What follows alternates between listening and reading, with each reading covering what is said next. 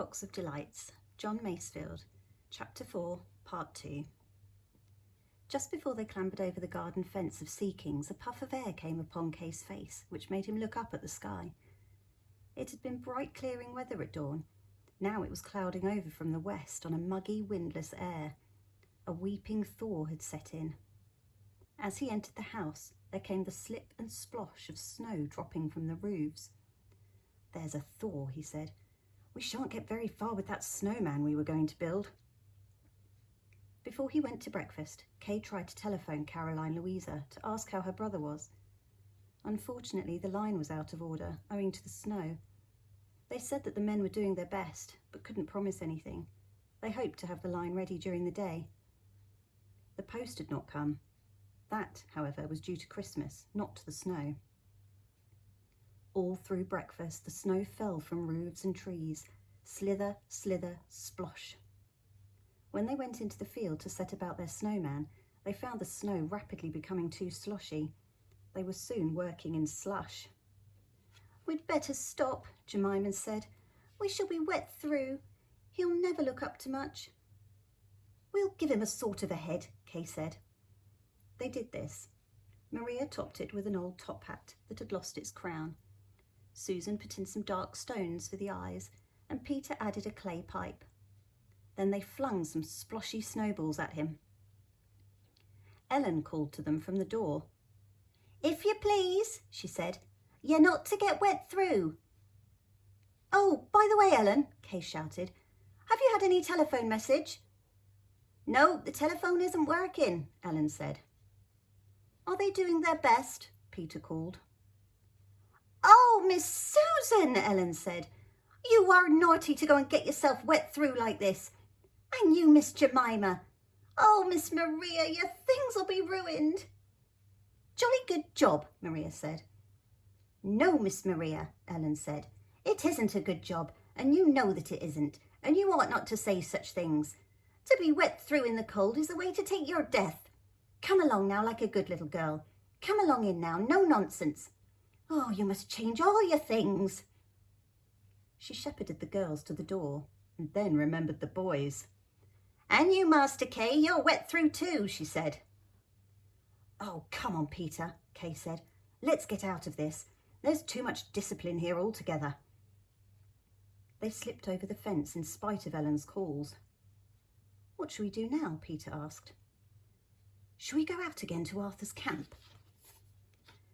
"But you've been there once this morning already." "I know, but I don't think we've heard the last of that aeroplane. I can't help thinking we shall find out some more, or hear some more, if we go out. And we might try tracking the foxes down. It's only a mile." "Well, all right," Peter said. Though the thaw was now streaming, they found their own tracks and those of the little old man. Besides these were the tracks of 2 other men. "You see, 2 men have been along here since we were here," Kay said. "And they are not countrymen, for they didn't wear nailed boots." "One of them was smoking a cigarette," Peter said. "See the ash? There's the cigarette butt. Egyptian." "What on earth have they been doing here, sweeping the snow aside?" Kay said. "I wonder why they've done that." "Oh," Peter said, "these bird enthusiasts are always doing things like that to let the birds get at the worms." "That's a bright idea," Kay said. They went on, noticing that here and there the snow had been carefully swept aside. As they were now trackers on a trail, they went cautiously. When they came in sight of the spot where the old man had been set upon, they saw 2 men sweeping the snow with a sort of hard hand brush. "Keep under cover, Peter," Kay said. "There are your bird enthusiasts." The plot thickens. "I see it all. They scrobbled that old man, thinking that he'd got something which they wanted. They released the old man when they found he hadn't got it.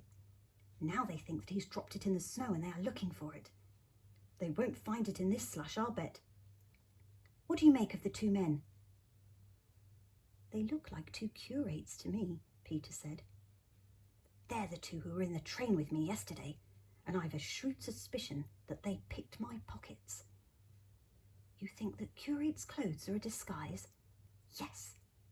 "Golly," Peter said. Let's watch. Presently, the two men wearied of their search and decided that it was no good searching longer. They went off down the hill. With some little trouble, the boys followed, unobserved, as they hoped. The two curates went downhill to the road, where a big, dark, shabby car was waiting for them. They got into the car and drove off. They went, as Kay noticed, in a northwesterly direction.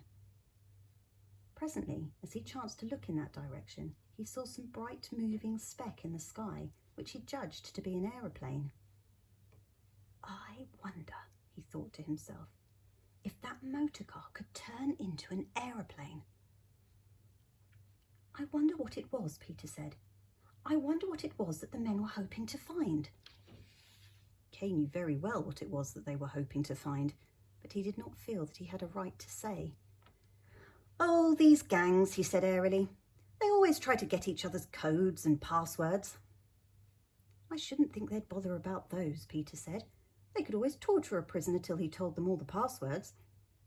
I should think they were rival gangs of jewel thieves after the same diamond necklace, and one of the gangs has got it and is trying to get it out of the country, and the other gang is trying to waylay it. That's an idea, Kay said. He was afraid that that might be the explanation. When I get in, he thought, I will hide and look at this box. If it is a diamond necklace, I'll take it straight to the police inspector. They went home. Now, at last, Kay felt that he was free to look at the box of delights. He went up to his bedroom. He was very anxious not to be spied upon, and remembering how those 3 spies had been peering in at the window the night before, and how the repulsive rat had crept about in the secret passages finding out all sorts of things, he was not sure that he could guard himself from being seen. His bedroom had 2 doors in it opening onto different landings. He locked both doors and hung caps over the keyholes. He drew down the window blinds and pulled the curtains. He looked under the beds. Then, as in the past when he had wished to hide from his governess, he crept under the valance of his dressing table. No one could possibly see him there. The box was of some very hard wood of a dense grain. It had been covered with shagreen, but the shagreen was black with age and sometimes worn away so as to show the wood beneath. Both wood and shagreen had been polished until they were as smooth as a polished metal. On the side of it there was a little countersunk groove, in the midst of which was a knob. I press this to open, he repeated. If I push it to the right, I can go small, whatever that may mean. If I push it to the left, I can go swift, and that I've tried. I do want to see what's inside. I wonder, is this wood that it's made of lignum vitae wood? It's the wood the phoenix builds in, the box said. Is it really? Kay said. No wonder it smells like spice. Then he saw that the groove was inlaid with gold, and that the gold knob within the groove had been carven into the image of a rosebud, which was extraordinarily fragrant. I say, Kay said to himself, this is a wonderful box. Now I'll open it. He pressed the tiny golden rosebud, and at once from within the box there came a tiny crying of birds. As he listened, he heard the stock-dove brooding, the cuckoo tolling, blackbirds, thrushes, the nightingale singing. Then a faraway cock crowed thrice, and the box slowly opened. Inside he saw what he took to be a book, the leaves of which were all chased and worked with multitudinous figures, and the effect that it gave him was that of staring into an opening in a wood. It was lit from within, and multitudinous tiny things were shifting there. Then he saw that the things which were falling were the petals of May blossom from giant hawthorn trees covered with flowers. The hawthorns stood on each side of the entrance to the forest, which was dark from the great trees, yet dappled with light. Now, as he looked into it, he saw deer glide with alert ears, then a fox, motionless at his earth, a rabbit moving to new pasture and nibbling at a dandelion, and the snouts of the moles breaking the wet earth. All the forest was full of life. All the birds were singing, insects were humming, dragonflies darting, butterflies wavering and settling. It was so clear that he could see the flies on the leaves, brushing their heads and wings with their legs. It's all alive and it's full of summer. There are all the birds singing. There's a linnet, a bullfinch, a robin. That's a little wren. Others were singing too. Different kinds of tits. The woodpecker was drilling, the chiff-chaff repeating his name. The yellowhammer and garden warbler was singing, and overhead, as the bird went swiftly past, came the sad, laughing cry of the curlew. While he gazed into the heart of summer and listened to the murmur and the singing, he heard another noise like the tinkling of little bells. As he wondered what these bells could be, he decided that they were not bells, but a tinkling like the cry of many little long-tailed tits together. Where did I hear that noise before quite recently? Case said to himself. It was not the noise of long-tailed tits. It was the noise of little chains chinking. He remembered that strange rider who had passed him in the street the day before. That rider, who seemed to have little silver chains dangling from his wrists, had jingled so. Oh, Kay said as he looked, there's someone wonderful coming. At first he thought that the figure was one of those giant red deer long since extinct. It bore enormous antlers.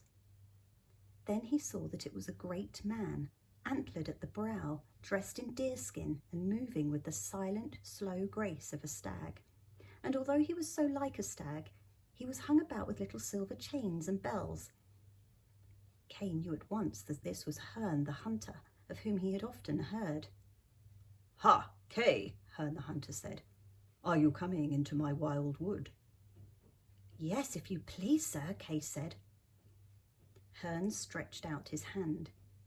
Kay took it, and at once he was glad that he had taken it, for there he was in the forest between the two hawthorn trees, with the petals of the may blossom falling on him. All the may blossoms that fell were talking to him, and he was aware of what all the creatures of the forest were saying to each other, what the birds were singing, and what it was that the flowers and trees were thinking. And he realised that the forest went on and on forever, and all of it was full of life beyond anything that he had ever imagined. For in the trees, in each leaf, and on every twig, and in every inch of soil, there were ants, grubs, worms, little tiny moving things, incredibly small, yet all thrilling with life.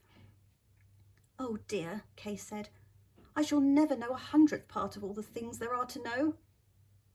"You will if you stay with me," Herne the hunter said. "Would you like to be a stag with me in the wild wood?" Now, next to being a jockey, Kay had longed to be a young stag. Now he realised that he had become one. He was there in the green wood beside a giant stag so screened with the boughs that they were a part of the dappled pattern of light and shade, and the news of the wood came to him in scents upon the wind.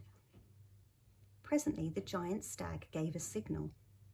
They moved off out of the green wood into a rolling grassland where some fox cubs were playing with a vixen.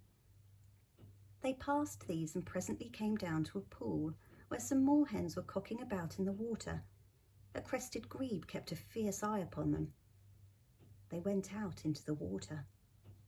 It was lovely, Kay thought, to feel the water cool upon the feet after running, and to be able to go paddling, although it had been winter only a minute before. And it's lovely too, he thought, to have hard feet and not get sharp bits of twig into one's soles. They moved through the water towards some reeds. Looking through the stalks of the reeds, Kay saw that there were a multitude of wild duck. "Would you like to be a wild duck, Kay?" Herne asked. Now, next to being a jockey and a stag, Kay had longed to be a wild duck, and at once, with a great clatter of feathers, the wild duck rose more and more and more, going high up, and oh joy! Herne and Kay were with them, flying on wings of their own, and Kay could just see that his neck was glinting green. There was the pool, blue as a piece of sky below them, and the sky above brighter than he had ever seen it. They flew higher and higher in great sweeps, and presently they saw the sea like the dark blue on a map. Then they made a sweeping circle, and there was the pool once more, blue like the sky. "Now for the plunge," Herne cried, and instantly they were surging down swiftly and still more swiftly, and the pool was rushing up at them, and they all went skimming into it with a long, scuttering, rippling splash, and there they all were, paddling together, happy to be in the water again. "How beautiful the water is," Kay said. Indeed, it was beautiful. Clear hill water, with little fish darting this way and that, and the weeds waving, and sometimes he saw that the waving weeds were really fish. "Would you like to be a fish, Kay?" Herne asked. And next to being a jockey, a stag, and a wild duck, Kay had always longed to be a fish. And then, instantly, Kay was a fish. He and Herne were there in the coolness and dimness, wavering as the water wavered, and feeling a cold spring gurgling up just underneath them and tickling their tummies. While Kay was enjoying the water, Herne asked, "Did you see the wolves in the wood?" "No," Kay said. "Well, they were there," Herne said. "That was why I moved." "Did you see the hawks in the air?" "No," Kay said. "Well, they were there," Herne said, "and that was why I plunged." "And do you see the pike in the weeds?" "No," Kay said. "He is there," Herne said. "Look." Looking ahead up the stream, Kay saw a darkness of weeds wavering in the water, and presently a part of the darkness wavered into a shape with eyes that gleamed and hooky teeth that showed. Kay saw that the eyes were fixed upon himself, and suddenly the dark shadow leapt swiftly forward with a swirl of water. But Kay and Herne were out of the water. They were trotting happily together over the grass towards the forest. Herne a giant figure with the antlers of the red stag, and himself a little figure with little budding antlers. And so they went trotting together into the forest to a great ruined oak tree, so old that all within was hollow, though the great shell still put forth twigs and leaves.